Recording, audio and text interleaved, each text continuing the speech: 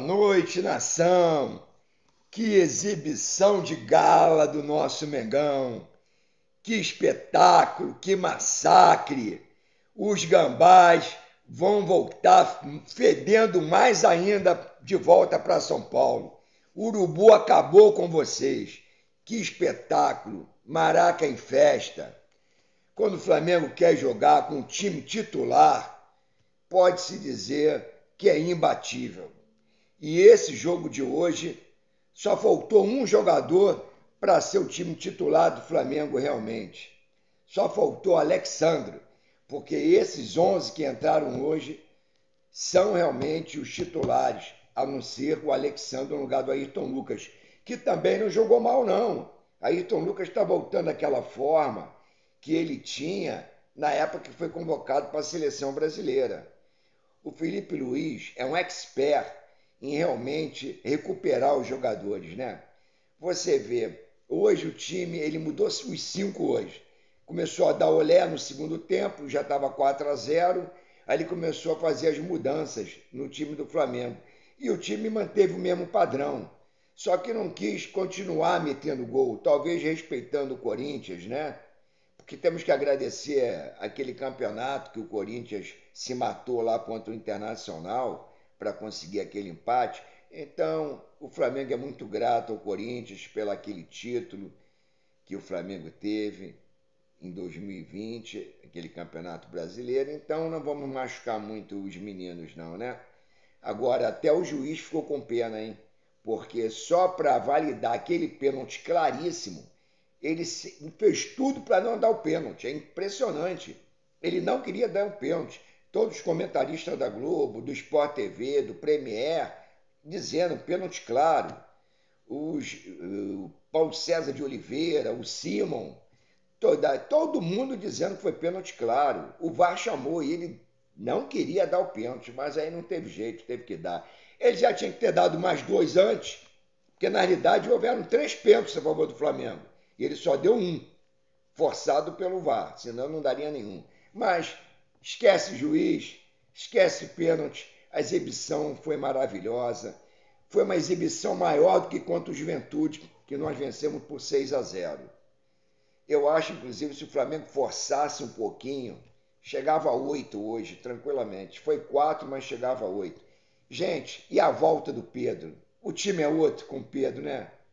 O artilheiro reverência, com a reverência dele, com a posição dele dentro de campo, tocando, se infiltrando. Aí, se vocês notarem, o gol do Arrascaeta, ele dá um toquezinho, aquele toquezinho que o pivô de futebol de salão costuma dar para deixar o atacante vir e finalizar. Aconteceu isso no gol do Arrascaeta. Gente, não podemos deixar de falar do De La Cruz. Que motorzinho, que jogador, correu o tempo todo, os 93 minutos em campo, correu o tempo todo marcando. E ele foi o causador do Hugo, goleiro, errar aquela bola que sobrou para o Pedro fazer o terceiro gol. Porque ele saiu do meio de campo feito um louco, correndo, uma bola quase que perdida para ele, mas ele foi em cima do Hugo Souza, o Hugo ficou apavorado, jogou a bola para o meio de campo e o Pedro, muito inteligente, de primeira, de canhota, marcou o terceiro gol do Flamengo. Dessa vez também, o Pedro marcou o 4º gol de pênalti, bateu o pênalti bem, se bem que o Hugo foi na bola, mas ele bateu no alto, indefensável para o Hugo. Além dessa falha do Hugo, também temos que parabenizar o Hugo pelas defesas milagrosas que ele fez durante o jogo. Vamos ver os detalhes aqui que eu anotei. Começando, aos 4 minutos, gol de Cebolinha, no cantinho, indefensável. Jogada tramada por todo o ataque, aí o Cebolinha faz aquilo que ele faz de melhor, fez aquilo que ele faz de melhor, é trazer a bola para o meio e de direita, ele joga na ponta esquerda, mas ele é destro, de direita manda rasteirinho no canto. Aprendeu, né, Cebolinha? Porque no último jogo, nós reclamamos de você, que você entrou sozinho e zuniu a bola. Bola é rasteira, cara. Bola gosta de grama, gosta de chão, nada de mandar para as nuvens. Então, gol de Cebolinha, rasteirinho, indefensável para o Hugo. Aos 7, ia sair o segundo gol do Flamengo. Um escanteio batido pela assistência maravilhosa que sempre tem o Arrascaeta, né? Na cabeça do Pedro. Ele deslocou do Hugo e a bola bateu na trave, a meia altura. Então já era para ter saído o segundo gol do Flamengo. O massacre continuava. O Corinthians não via a cor da bola, não sabia o que fazer, estava tonto. O treinador já olhava para o banco, já querendo fazer mudança. Mas não tinha como mudar, porque o esquema do Felipe Luiz sufocava o time do Corinthians. Sufocava, não tinha como o Corinthians se mexer. Esse esquema do Felipe Luiz é espetacular. Enquanto os jogadores têm fôlego para aguentar no primeiro tempo e sai na frente do placar, dificilmente o Flamengo não ganha. Então, o segundo gol não saiu nessa cabeçada do Pedro. Mas o Corinthians deu um ataquezinho e uma boa defesa do Rossi. Pô, também o Rossi tem que trabalhar, né? Aos 20 minutos, uma bola cruzada, sobrou para o Carrilho, o Ayrton Lucas, como sempre. Eu gosto muito dele do meio para frente, eu sempre falei. Agora, para marcação, ele é falho. Ele deixou o Carrilho sozinho chutar e uma grande defesa do Rossi. Foi o único chute, a única finalização do Corinthians no primeiro tempo. O primeiro tempo acabou com o Flamengo com 7 finalizações em gol. E o Corinthians com apenas uma finalização em gol. Mas, continuando a história do jogo, o Arrascaeta, vendo o Hugo fora do gol, pega aquela bola do meio de campo, aquela que o Pelé queria fazer na Copa, e pega de primeira, por cobertura, ia ser um golaço. A bola saiu, não raspando, mas saiu próximo à baliza direita do Hugo Souza. Ia ser um golaço do Arrascaeta. E já prevendo que o Hugo estava nervoso, que o Hugo já era para ter levado esse gol, que ele estava bem adiantado, né? Mas espera aí, vamos chegar lá. No segundo gol, uma bola tocada de pé em pé, sobra para quem? Para o Arrasca. E ele rasteirinho de novo, como a bola gosta da grama, né? Rasteirinho novamente, faz o segundo gol do Flamengo. Aí estava 2-0 e já era para estar 4, né? No mínimo. Corinthians todo lá atrás. E o Flamengo só martelando, massacrando. Um espetáculo de jogo de se ver. Jogo que só tinha uma equipe jogando também, que era o Flamengo, né? Mas não é que, além daquela falha do primeiro gol, que quase o Hugo entregava, daquele primeiro gol não, daquele gol do Arrascaeta que não entrou, quase que o Hugo entrega ali, mal colocado, o De La Cruz parte para cima do Hugo, bem a bola muito mais para o Hugo que para o De La Cruz, mas ele se assustou com o De La Cruz, que veio numa carreira do meio de campo sem parar. O Hugo se assustou e jogou para frente. Foi parar no pé de quem? No pé do Pedro. O pé do Pedro e no pé esquerdo, que não é o pé forte. Aí o Pedro pegou de primeira, chapada, espetáculo.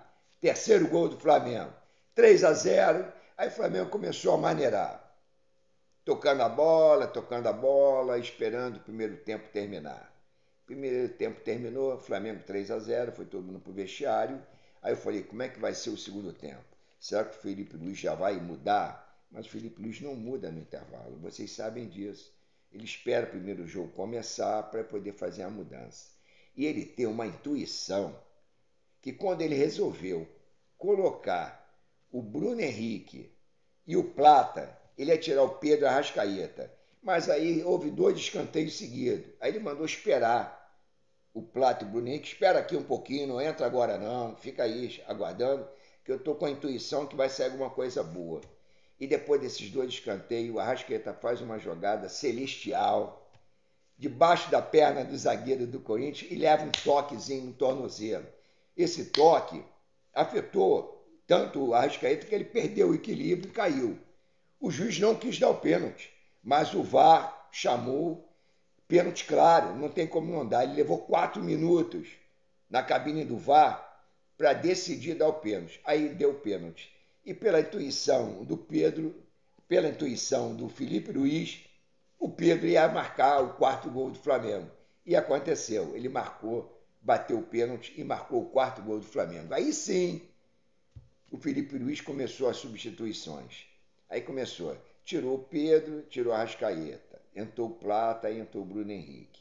Aí depois o Flamengo tocando a bola, já nem querendo mais fazer gols, só tocando para um lado, para o outro. Mesmo assim, Bruno Henrique perdeu 2 oportunidades de fazer o quinto gol. Bruno Henrique realmente não estava numa boa fase. Ele recebeu cara a cara com o Hugo e o Hugo fez a defesa. E na outra ele raspou na cabeça e a bola saiu. Tocou até no Mateuzinho e saiu para escanteio. Então o Bruno Henrique, mesmo entrando no final, já aos 27, 28 minutos, conseguiu ainda perder 2 gols. Bom, gente, aí o Felipe Luiz o que faz? Vamos agora descansar o restante. Vamos tirar os medalhões. Tirou o Pulgar, botou o Alan. Tirou o Gerson, colocou o Matheus Gonçalves. E antes, no princípio do segundo tempo, eu esqueci, saiu o Cebolinha, entrou o Luiz Araújo. A primeira substituição foi Luiz Araújo no lugar do Cebolinha. Aí depois, no finalzinho, que o Felipe Luiz resolveu colocar todas as substituições que ele tinha direito. Aí o Flamengo começou a dar olé. Esse moleque, esse Matheus Gonçalves, não é mole não. O adversário tem bronca dele, porque ele já entra provocando. Ele e o Wesley lá pela direita. Ninguém tira a bola dos dois, cara. Só batendo, só batendo. Pô, começaram a dar show. O que o juiz fez? Daqui a pouco vai dar pancadaria. Vou acabar o jogo agora. 4-0, a torcida gritando olé. Aí o juiz só deu 2 minutinhos de prorrogação. Aí ele viu que era muito pouco, 2 minutos, né? Deu mais 1 minutinho, aí deu 3 minutinhos. Quando na realidade era para dar no mínimo 8 minutinhos, né? Mas, preocupado do Corinthians levar uma lambada maior ainda, ele terminou o jogo. E agora eu tenho uma coisa para dizer a vocês. Por enquanto, segue o líder. Tem um jogo do Palmeiras, né? Que o Palmeiras é um cagão tremendo, só faz gol de virada e só ganha por 1 gol de diferença. Tem sido assim em todos os jogos do Palmeiras. Ganha, sendo dominado pelo adversário, mas vai lá e faz um golzinho e acaba vencendo. Então vamos secar daqui a pouco Bahia e Palmeiras. Se o Bahia conseguir pelo menos um empatezinho, Flamengo novamente será o líder do Campeonato Brasileiro. Gente, vou destacar aqui para vocês que não tinha ninguém, hoje não teve ninguém no time do Flamengo que jogou mal. Eu vou dar 9 para quase todo mundo. Os que entraram vão ficar sem nota, que já entraram no finalzinho só para dar olé. Mas De La Cruz, Wesley, Arrascaeta e Pedro, esses 4, nota 10, não teve jeito. Não tem como dar outra nota para eles. Bom, gente, uma boa noite, nação rubro-negra. Vamos comemorar. Vamos comemorar que hoje foi uma exibição de gala. Espetacular. Até a próxima e não esqueçam de se inscrever no canal, compartilhar esse vídeo com os amigos e familiares, dar o like, não custa nada, apertar o dedinho ali, ó, polegar, pum, no like, acionar o sininho da notificação e comentar. Quero que vocês comentem aí. Para mim, esses 4 foram nota 10. Pode jogar para o alto e, na sorte, qualquer um dos 4. E vocês aí, o que acharam? Quem seria realmente o nota 10 de vocês? É só para lembrar que pela Globo venceu o Pedro, apertadinho ali com a Arrascaeta. Até a próxima, uma boa noite, fiquem com Deus.